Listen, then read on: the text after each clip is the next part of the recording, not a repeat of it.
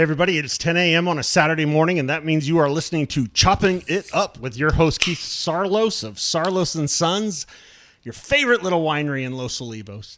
And we love having people in here that are doing exceptional things. And a buddy of mine, Josh, came through today, and he is a cowboy in the great sense of the word. So he fits right in with 105.9 Crazy Country.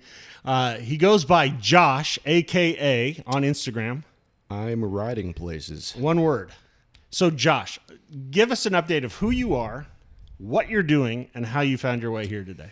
I'll start with what I'm doing, and I'll do my best to let that explain who I am. I've worked an incredible career the past better part of a decade riding Harley-Davidsons all over the country and documenting small town America, family legacy, small business with two incredible friends that have become family over the years.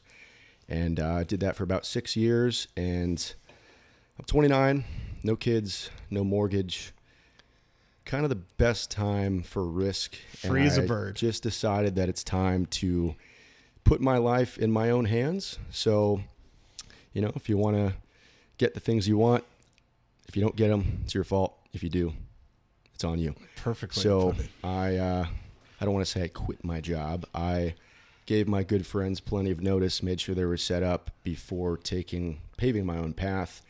3 days later, I flew from Los Angeles to Tampa and took a little Uber down to St. Petersburg, Florida to buy a 25-year-old Harley-Davidson from Facebook Marketplace, sight unseen, to ride across the country, solo, coast to coast, and, you know, visiting friends along the way in almost every state. And I guess by definition, it was one of the best experiences of my life. I mean, okay, let's pause there for a second. One, so you were with the 2 Lane Life guys, right? Correct. Which I know both of those guys, absolutely awesome people. You leaving the nest, you going out on your own, totally understood. I mean, everybody graduates from something. Yep. And the beauty of what you just said, and I think that it resonates with being an American, right? We every American, you know, if you wear a cowboy hat or not, there's a little cowboy in every single one of us, right? And going out and facing the unknown on a rented or a unseen bike. Still not registered. And then doing, how many miles have you done to date? I took a picture of my odometer a couple hours into day one. And from that point to my house in Ventura County, California, it was 3,018 miles. Unbelievable. To date on any bike, I don't, at least 100,000. At least 100,000. Yeah. I mean, let's go in. I want to talk more about your trip and what you learned, because if you go, one of the things I love about riding a motorcycle, I love bikes. You know, I have too many, and I'm down to 2, so I'm pretty happy about that.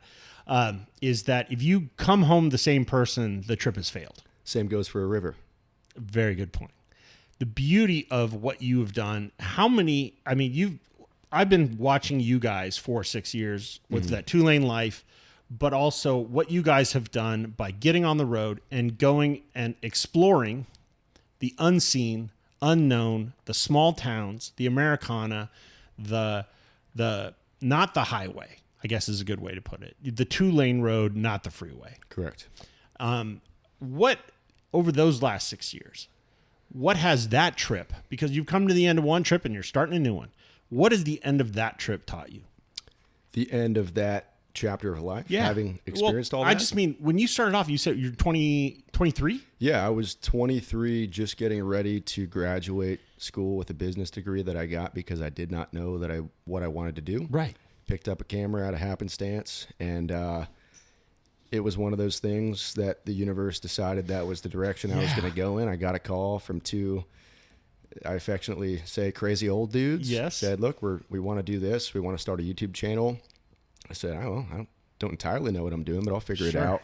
And it led to an experience that I would choose again over and over. And I think all boiled down, what I've learned is the importance of culture, the importance of family legacy, the importance of connection, and actually taking the time to sit down, look someone eye to eye, and learn about where they come from and why.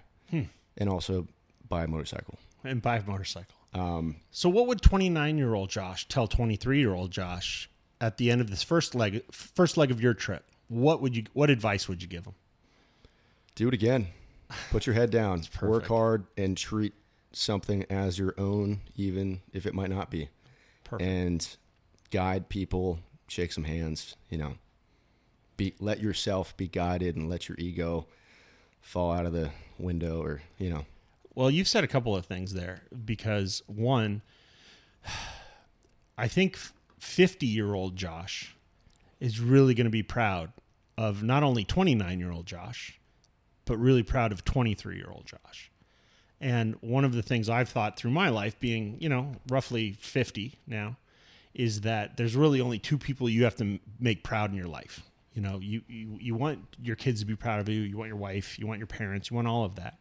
But deep down inside, there's an 8-year-old you and there's an 80-year-old you. And everybody should be going out of their way, making sure that 8-year-old you is very, very proud of you. And 80-year-old you is very, very proud of you. I think there have been countless times throughout the time from 23 to 29 that I have sat down with myself and realized that 8-year-old me would be absolutely stoked. Awesome. In my household, I was in a non-motorcycle household. If you buy a motorcycle, you better find a place to live. Right. And there are pictures of me on, those little pocket bike, mini bikes from back in the day. And all I wanted at that time, I'd sneak off to my buddy's house, 8, 9 years old, to go ride the pocket bike. Awesome. And the decision, all boiled down, the decision to buy a motorcycle was one of the best things in my life. And it was that alongside with the decision to choose the path that I chose creatively and professionally were both things that initially my parents, who you also want to make proud, Yep. didn't entirely understand. And now they are very proud of. They are very happy to see me doing something that resonates with my being, for lack of a better word. Yeah.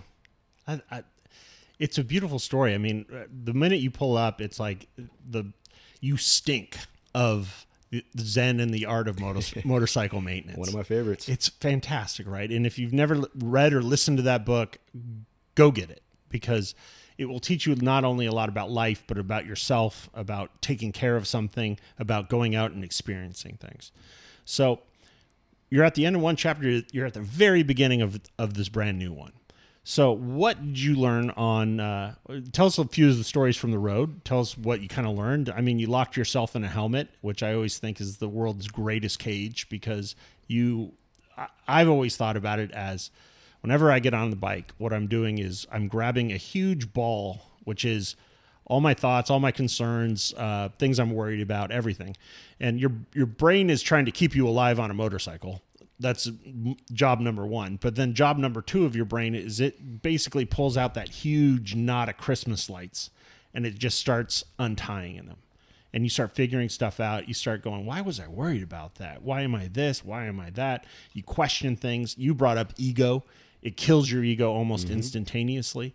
So in the last, how long has this been? You've been on the road, a couple of weeks? So 3 weeks ago, almost to the day, I landed in Tampa. I took 14 days exactly to get from Tampa to Los Angeles, and then a trip that I had planned prior to finding this bike on Facebook Marketplace and getting it last minute was this weekend that I'm currently on my way home from to visit a good friend and the Bay Area. So aside from 3-4 days at home, spending time with loved ones and my girlfriend, I've been gone for almost 3 weeks. Magnificent. Yeah.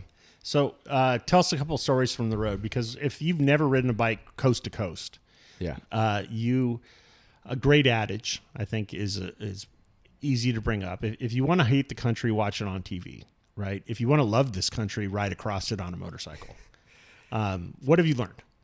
What have you done? How many people did you stay? How many gallons of gas did you go through? I want to know the numbers, man. Lots of gas. It all boils down to smell the roses. Take your time. I spent a lot of time traveling on a motorcycle and documenting, and we had things to do. We had places to be. It was still incredibly enjoyable along the way. But because of the schedule and the plans, there wasn't always time to visit friends, There wasn't always time to continue conversations or smell the roses. Yeah, you were although working. We did plenty of it, though, and it was incredible. I don't mean to use that as a reference, but it's that exactly. And back to you thinking about, what can go wrong? The answer to all of it that I have found, this is not my legal advice or life advice, is underthink it. Because all the things that are running through your head that could go wrong, you thinking about it is not going to change that. Do your best to negate those risks, of course, by surrounding yourself by good people and buying good machines and fueling yourself with good food and wine.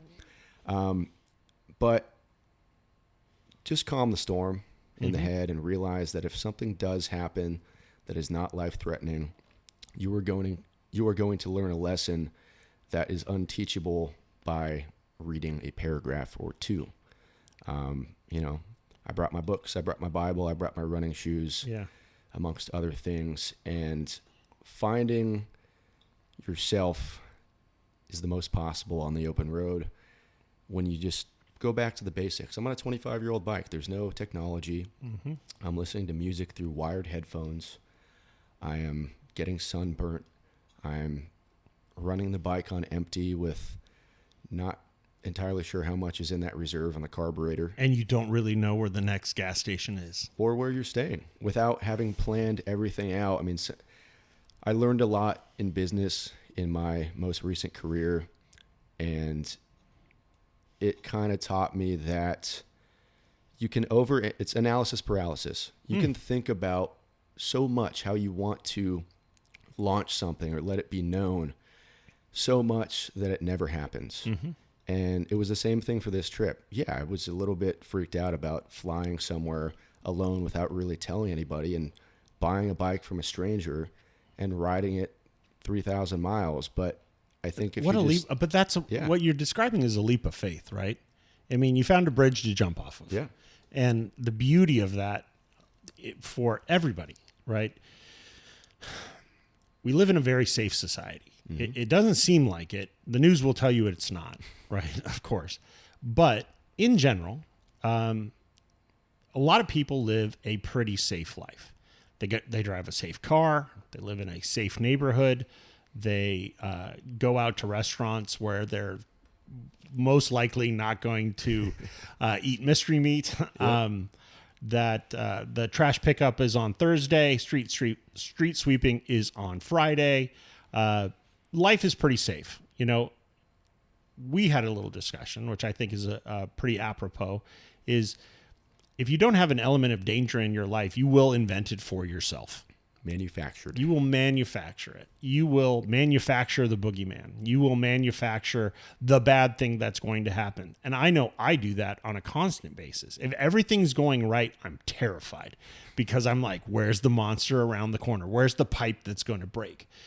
And one of the things that I've learned, and I'm trying to have set in concrete, and you're, half my age and already seem to have learned this, is the fact that if I look back, I wouldn't change a thing. I wouldn't change a thing. I mean, yeah, there were some things I failed at, but I learned from them. There are some things that happened bad, but I got through it. When the danger stuff happens, you're like, okay, I'll handle it when it comes up. But I have found myself over, the 50 years that I've been alive, looking back and thinking and preparing for bad things that are most likely not going to happen. It is underthinking it and what can go right instead of what can go wrong. Something that great line resonated so much. I obviously heard it somewhere and I'm just regurgitating it, but the same words, different mindset. Why not me? Or why me? Can go either way. So if you look at let's dig into that. Say that again. Let's just say why not me? If you look at someone living the life you want to live, doing the things that you want to do, and you look at that and think to yourself, why not me? Victim mentality. You're going to come up with a whole lot of reasons why it's not you. But if it's, man, why not me? You're more than likely going to find a couple of good key points. Why not me? You have many of the same resources. Sure. Someone got more creative. Can I cuss on here? No, you can't. I will not cuss on here. No, this is real radio, okay. sir. How dare you? I'm glad I checked. Yeah. There's a saying, something along the lines of, there's someone out there with half the money, half the brains, and twice the cojones, we will say, making 10 times the money. Yeah. And it's not about the money, but it is about taking the risk, betting on yourself, and believing, why not me? Fantastic.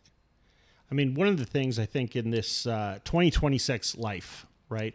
If you go back to and a book to recommend to you, which I think you will absolutely love, and I want to put it out there, and I don't think I've ever talked about it before, but a book that was really transformative to me was The Rational Optimist.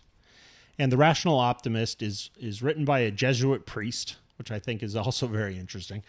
And his kind of line was, the greatest time in human civilization to be alive is today.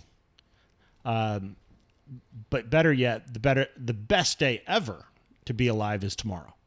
And he brings up the fact that we have health and medicine and air conditioning and hot showers, and which are only 70 years old basically. Yeah. Indoor plumbing, a supercomputer in your phone. I mean, even today, if you would do this trip in let's say 1994, right? There were things like the call box on the side of the road. And if you broke down, you were hiking a little while, and maybe somebody was going to pick you up and hopefully not murder you. And you're going to make a phone call to call somebody to come pick you up. Now you can just be in almost the middle of nowhere, have the ability to text, have the ability to FaceTime somebody from a motorcycle, really, call home for free. And if you're in a bad pinch, you're going to call someone, you're going to be inconvenienced for a while, but it's probably not going to be the end of the world. Correct. The beauty of that in today's world, and when we're talking about manufacturing danger, I think when you're 80 years old and you look back, the boogeyman, the dog that didn't bite you, is going to be a lot smaller than you ever made it out to be. And the things that, failure has never dreamed to kill as many dreams as fear has. And it's like, go out there, man. Swing for the fence. See if you connect, right? But a lot of people aren't willing to get off the bench. And I mean, I applaud you. Flying across the country on somebody's word is insane.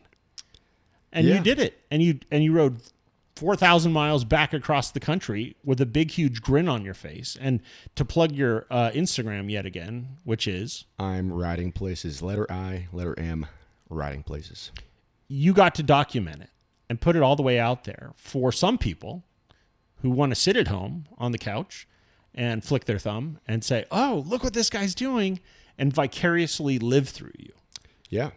I mean, going to your point about fear killing dreams, I think the more you fail, or at least the more you try, the more you realize that the boogeyman is usually not nonsense. For sure. Usually is nonsense. And, I took a trip maybe a year ago, my very first solo trip. I was on a brand new bike. So mechanically speaking, you are going to make it. Oh, absolutely. And that was a perfect stepping stone into this, because I was more nervous for that trip, a 3-day trip, than I was for this 14-day trip now that I've had that experience. So you can dip the toes in a little bit, but once you've experimented, both feet in the water. Both feet in the water. So on your trip, where was the longest, scariest, most eventful event on a cross-country trip on a bike that is untested? You borrowed a horse and rode across the country. What was the highlight? One word: Texas. Yes. And it was the soul crusher. Equal amounts scary, rewarding, and enjoyable. There was construction, rough roads. I saw probably one of the windiest days I've ever experienced on a motorcycle. Really? And a motorcycle with a cooked motor mount and no wind protection at that, and lighter than a touring bike. For those that are unfamiliar, the touring Harleys are very heavy, which plays a positive role in how it handles wind. It's like a boat, cuts right through Yeah.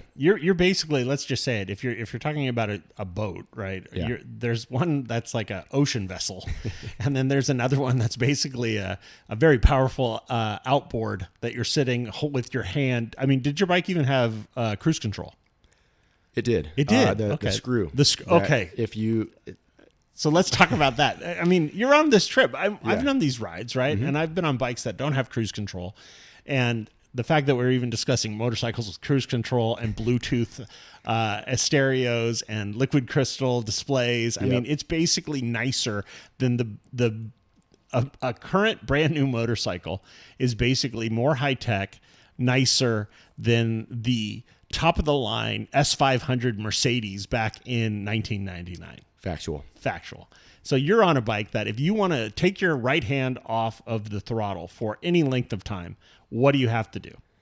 On the bike I took cross country, or Yes, what I'm on the right bike. now? No, on the bike you took cross country. In a very inconveniently located area, right below that little twisty thing that controls how fast and slow you go and whether you can stop or not, Yes. is this little vertically mounted screw that if you tighten it enough, that magical twisty thing that causes propulsion stays where it's at. You're screwing down your throttle. So, exactly. Yeah, you're putting a zip tie on a chainsaw. And I don't use cruise control on my brand new bike. Yeah. It's just I like having immediate access to slowing down and speeding up while riding this machine floating on a giant rock in space. Right. But one time in the trip, I was at least close to California. I did it because I was wearing arm sleeves to protect my skin against the sun. Anyway, I was like, it's time to take these off. Yeah. There is no safe place to stop. Yep. I will do it while I'm on the road. So I go to screw in that cruise control, and this Range Rover that was in the other lane behind me, for some reason, got behind me on an open stretch of road and started driving very close behind me. Decided it needed to do 90 while you were doing 85. Got it. Yeah, when he had ample room to get around me. Anyway, I just got a little bit flustered about that, and I throttled out of there with one arm sleeve flapping in the wind, one in my handlebar bag. And when I got far enough away from him or her to be in a safe place, I realized I'm still going very fast and nothing is slowing me down. The cruise control was still on, so I immediately ditched it and never touched it again. That's fantastic. So, talking about Texas, most people, I mean, there's not very many people, in all honesty, that have gone coast to coast in a car, right? Yeah. And when you're on a motorcycle, one of the things that I find to be so beautiful is as you're riding in a motorcycle, no matter what state you're in, and even if you didn't know what state you're in, if you look to your left and you look to your right and you feel the warmth or the cold or the rain or the wind, you can tell what state you're in. It is like you are 100% part of the elements. There's nothing hiding you. There's no, let's set the AC to 72 and the radio to this, and you're basically driving 90 miles an hour in your own little bubble, right? You are stripped down to bare basics. So one of the things I wanted to discuss with you was, what do you, as someone who has been on hundreds of thousands of miles on a motorcycle, what are your essentials? That I'm talking saddlebags only now, no backpacks, no anything else. If you're going on a trip, what are your essentials to pack? Number one is snacks. I get very hangry. Snacks and water, and that will play into the next thing. Tire patch kit, portable air pump, and tool roll. If you are in the middle of Texas and you get a flat or have a minor mechanical inconvenience, hours from anywhere riding, let alone walking because your bike is broken. Yep. It's pretty nice to have a snack. Yep. It's very important to have water. Things to strap down if something falls off someone else's bike. Yep. I don't care where I am. I always have a camera on me in some shape or form, whether 35 millimeter or digital. Yep. A good person by your side is good, too, if not. Very helpful. And depending on the bike, maybe a spare bottle of fuel. That's good. Did you ever go in? Did you have to do the pull in? One of my favorites is when you're riding, and we've done Sturgis before, and you're heading back from Sturgis, and you're like, I need to get out of here. And that, when everybody has that moment in their life, like, I need to leave now. and you're rolling back through the country, and it's unbelievable because you're basically trying to get home as fast as you can. We've done it in a day before, and I'm sure you have too. Which is like, you're like, Wild. what are we gonna do? We're leaving in the dark, and we're getting home in the dark, and we're gonna go see this whole country today because I need to be in my own bed and eat real food. And then you hit Vegas, or then you hit Utah, and that stretch between, let's say, Provo. Provo is kind of where it can break your soul a little bit. And then you hit Vegas and you're like, oh, Vegas, hooray, let's get out of here.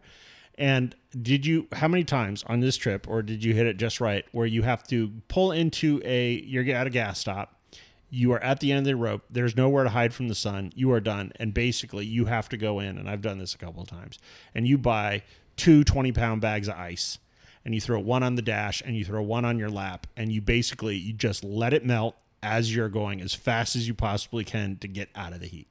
Zero.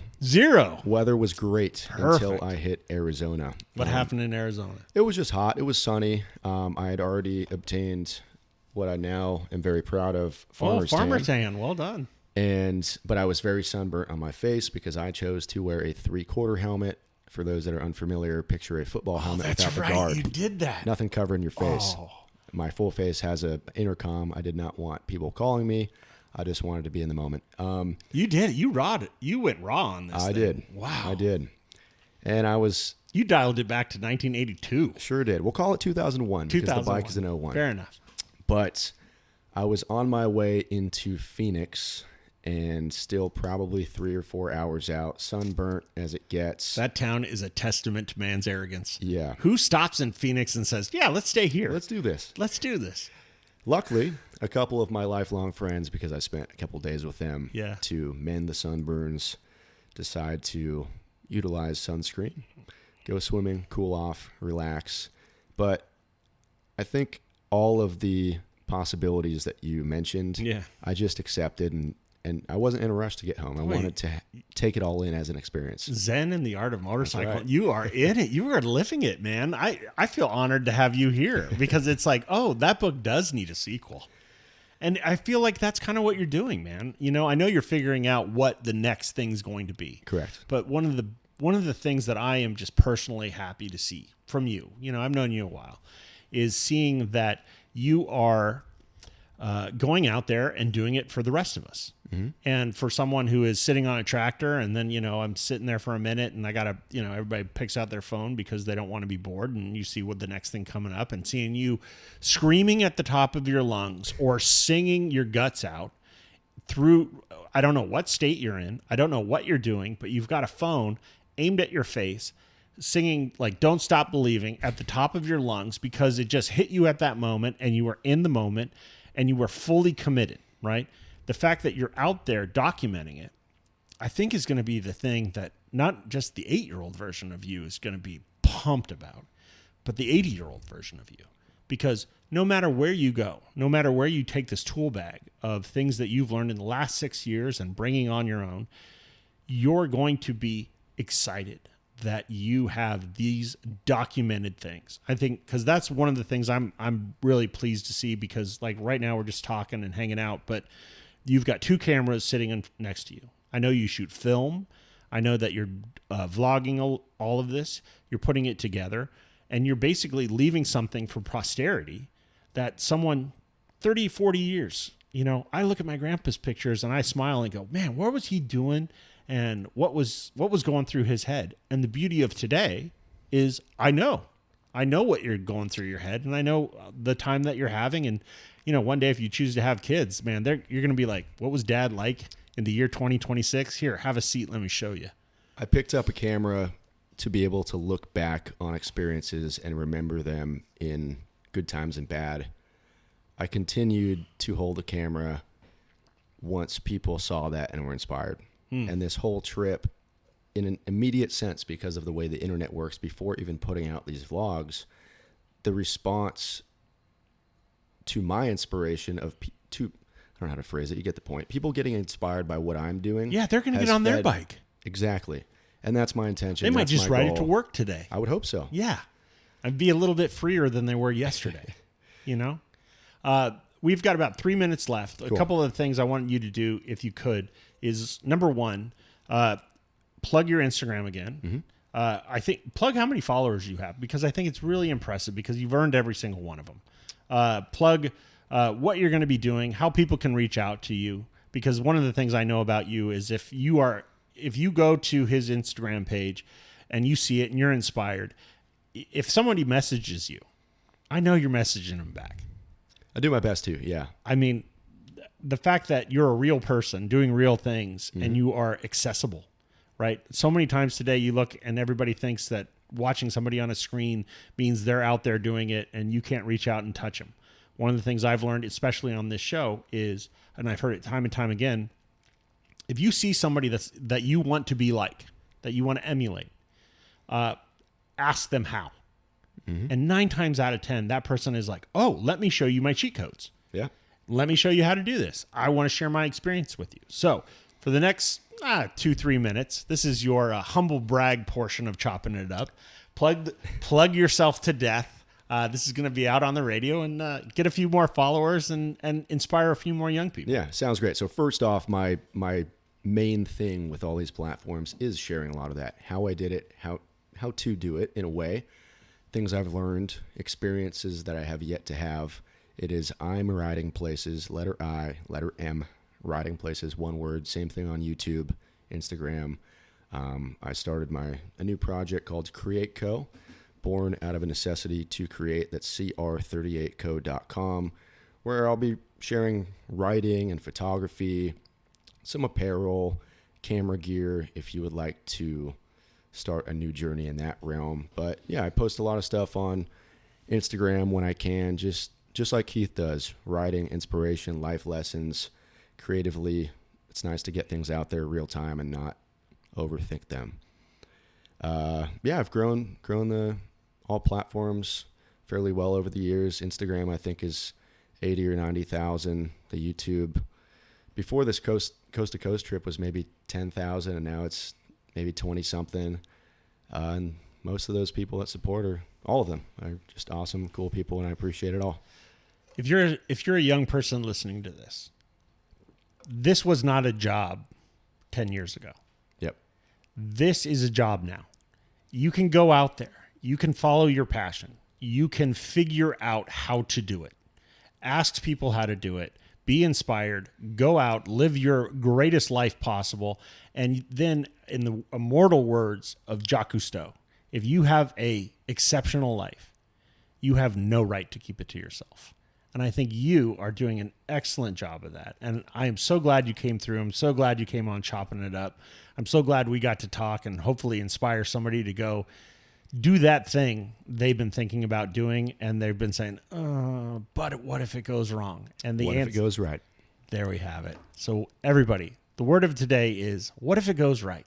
So you've been listening to Chopping It Up with Keith Saarloos on 105.9. Back to your regularly scheduled programming. See you tomorrow.